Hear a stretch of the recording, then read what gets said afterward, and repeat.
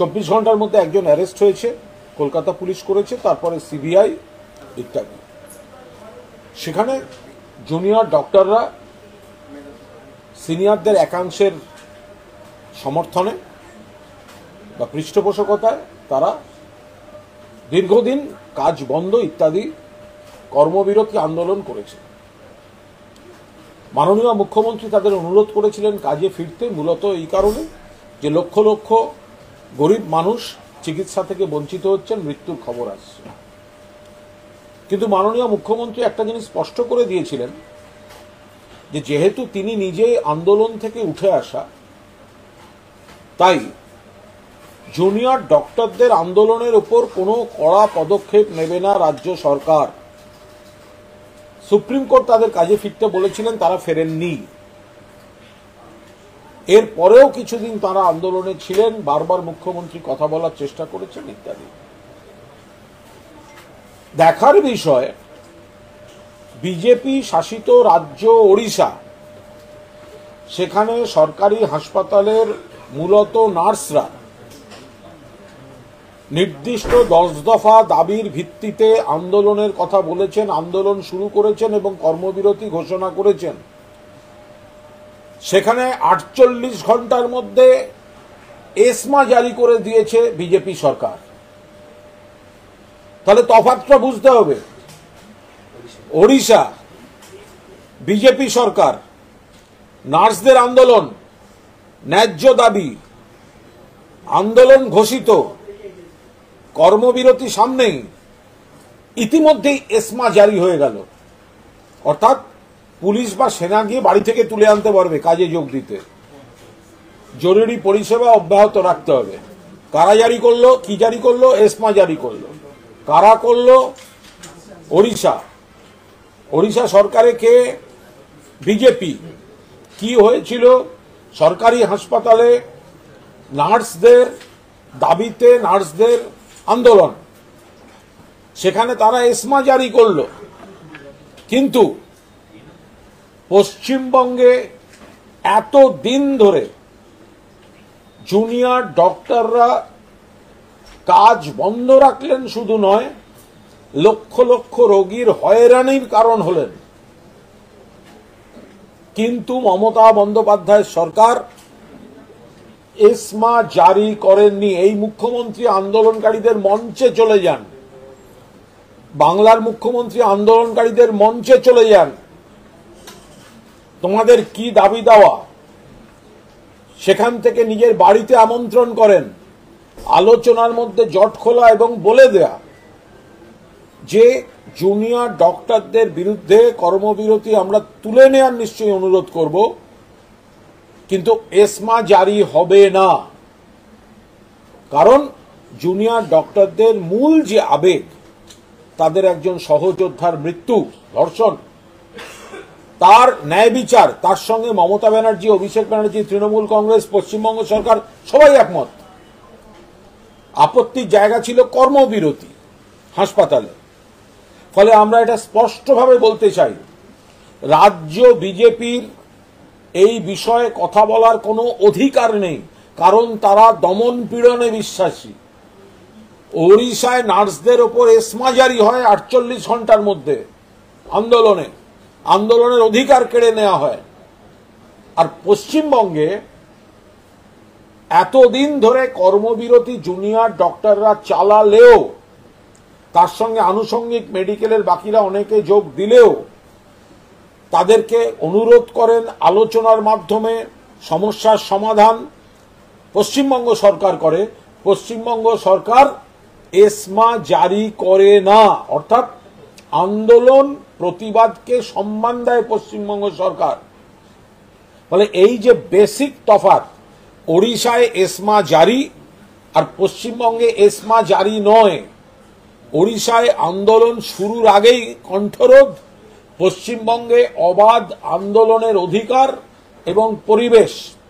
ফলে BJP, CPM যারা আমাদের বিরোধিতা করছে, যারা রাজনৈতিক ইস্যু করার চেষ্টা করছে অরাজনীতির ছদ্মবেশে, তারা দেখে রাখুক যে ওড়িশায় কিন্তু এসমা জারি করে আন্দোলনের কণ্ঠরোধ করা হয়েছে, পশ্চিমবঙ্গে মাননীয় মুখ্যমন্ত্রী গণতান্ত্রিক আন্দোলন এবং পরিবেশকে সম্মান দেন বলে এখানে কিন্তু এসমা জারি করা হয়নি। বিজেপি কৈফিয়ত দিক যে ওড়িশায় এসমা আর বাংলায় বিপ্লব দুটো কি করে চলবে?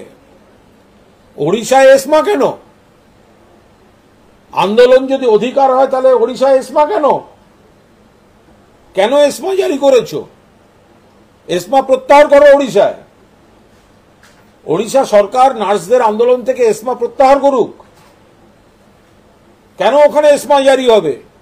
আর যে দলের সরকার ওখানে এসমা জারি করবে সেই দল এখানে এসে মহাকরণ যাব বলে ইট পাটকেল ছুঁড়বে, পুলিশকে পাথর মারবে, আর জুনিয়র ডাক্তারদের কর্মবিরতিকে সমর্থন করে উস্কোবে। এই দ্বিচারিতার রাজনীতি যেন সিপিএম, বিজেপি এরা এসব না করতে যায়।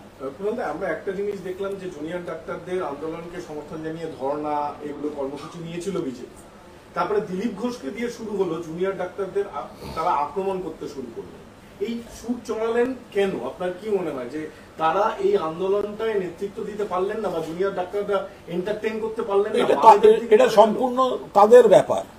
আমরা বারবার বলেছি জুনিয়র ডক্টরদের আন্দোলনের যে মূল বিষয়, মূল আবেগ, মূল যন্ত্রণা, অর্থাৎ তাদের সহযোদ্ধা ধর্ষণ এবং মৃত্যু, তার ন্যায় বিচার, দোষীদের শাস্তি, তার সঙ্গে আমরা সবাই একমত। তো এখন জুনিয়র ডাক্তাররা বাকিরা দেখুন যে কারা তাদের ধর্নায় গেল, কারা তাদের ধর্নায় খাবার দাবার বিলি করে ছবি পোস্ট করলো, আবার কারা বলছে তাদের ধর্না ছিল লোক দেখানো নাটক। তো বিজেপির এই দুরকম মুখ, সেটা জুনিয়র ডক্টর এবং বাকি নাগরিক সমাজ তারা দেখুন।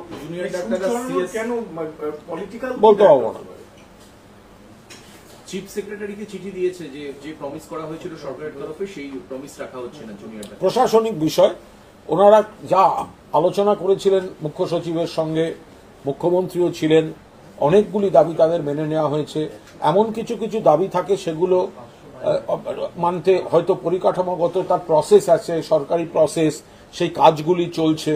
ফলে ওনারা কি দাবি করেছেন সেটা যার কাছে করেছেন, প্রশাসনিক প্রধান যারা রয়েছেন তারা নিশ্চয়ই এই কমিউনিকেশনে থাকবেন। এই মুহূর্তে এই স্তরে এর ওপর দাঁড়িয়ে দলের তরফে কোনো বক্তব্য থাকতে পারে না। ওনারা 7 দফা দাবির মধ্যে বলছে যে মেডিকেল কাউন্সিলের সদস্যদের বিরুদ্ধে 7 দিনের মধ্যে পদক্ষেপ করতে হবে, সুপ্রিম কোর্টের নির্দেশ মেনে টাস্ক ফোর্স সেটা গঠন করতে হবে।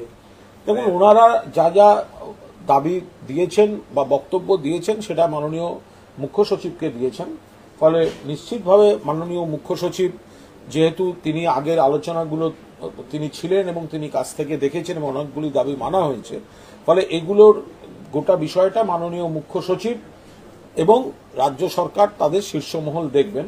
এই মুহূর্তে এই স্তরে আমাদের দলীয় তরফ থেকে রাজনৈতিক কোনো মন্তব্যের অবকাশ আছে বলে মনে করি না।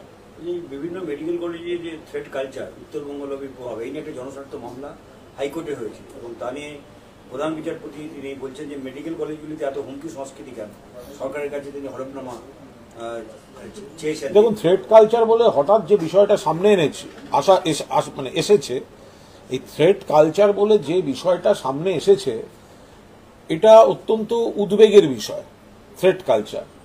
এবং সবচেয়ে বড় ব্যাপার হচ্ছে আমরা যারা সমাজে বিভিন্ন জায়গায় মিশি, বিভিন্ন পেশায় আছি, কম বেশি সব জায়গায় সব ক্ষেত্রে এই অভিযোগটা কিন্তু একটা সামাজিক ব্যাধি, থ্রেড কালচার।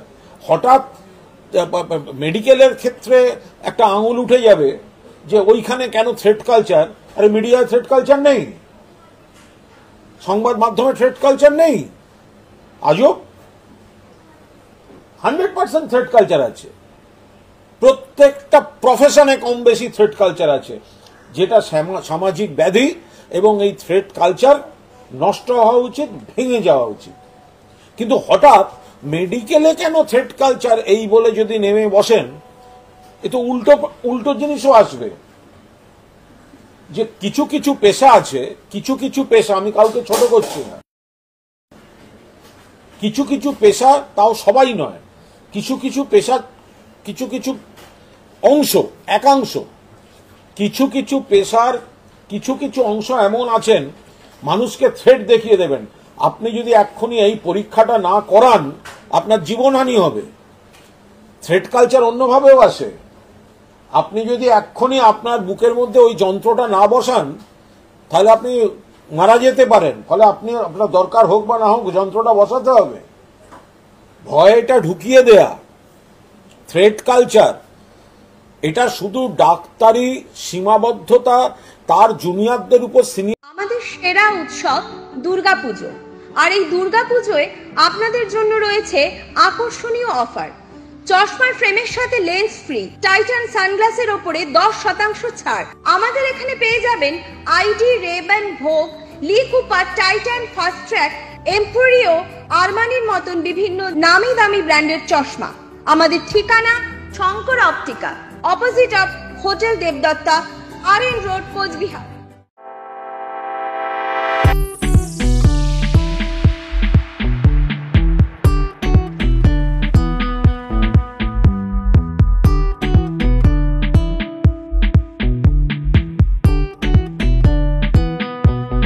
মোবাইল বাজারে চলছে বিশেষ ধামাকা অফার।